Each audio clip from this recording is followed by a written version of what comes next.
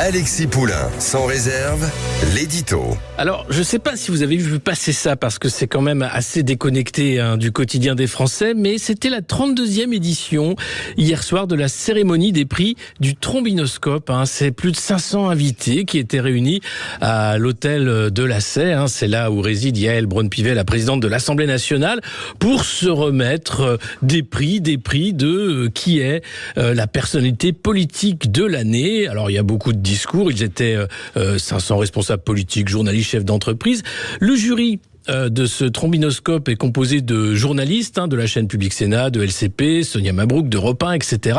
Et cette année, figurez-vous que c'est un couple qui a reçu le prix de personnalité politique de l'année du trombinoscope. Il s'agit de Yaël Braun-Pivet et Gérard Larcher. Yaël Braun-Pivet, président de l'Assemblée nationale, et Gérard Larcher, président du Sénat. Pourquoi ont-ils reçu ce prix ? Bien pour la marche qu'ils avaient organisée contre l'antisémitisme le 12 novembre dernier. Alors, on va écouter leur réaction à l'un et à l'autre sur la remise de ce prix. D'abord, je crois que c'est Yaël Braun-Pivet qui était très heureuse d'être récipiendaire. Nous avons en partage la République, nous avons en partage l'amour de nos institutions et l'amour des Français. Nous savons que les Français, dans des moments troublés, dans des moments où il y a de l'instabilité, ils ont besoin d'avoir des institutions solides, et nous avons tous les deux décidé qu'ils pourraient compter sur ces institutions.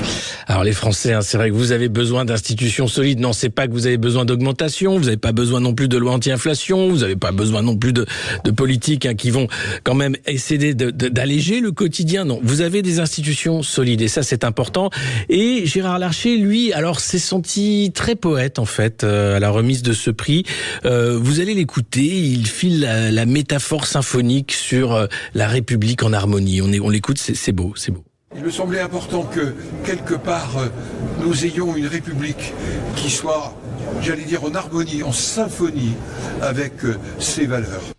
En symphonie avec ses valeurs. Mais alors, les valeurs de la République, on va pas faire la liste, vous les connaissez, mais c'est quand même magnifique de voir ce prix de l'entre-soi, on pourrait l'appeler comme ça en réalité, où, heureusement qu'ils sont là pour se remettre des prix et s'applaudir. Et il faut savoir qu'ils étaient fiers aussi de défendre le parlementarisme à la française, quand on sait que c'est le 49.3 qui a été la norme ces derniers mois à l'Assemblée nationale. Alors, la suite du palmarès est à la hauteur de ces deux lauréats. Vous avez ensuite Gabriel Attal qui a été nommé ministre de l'année, Nicolas Meyer-Rossignol, le maire PS de Rouen, qui a été révélation politique de l'année, Hervé Marseille était le sénateur de l'année, Sacha Houlier le député de l'année, et la maire de l'année, c'est la maire de Romans-sur-Isère, Marie-Hélène Toraval. Voilà. Alors je sais, tout ça c'est loin de la réalité. Ça s'appelle le trombinoscope, et ça fait que dans un certain monde, une réalité parallèle, tout va bien, et on a des prix dans l'autre monde. Eh bien, on va parler de la lutte, du combat, de la grève avec notre invité tout de suite sans transition.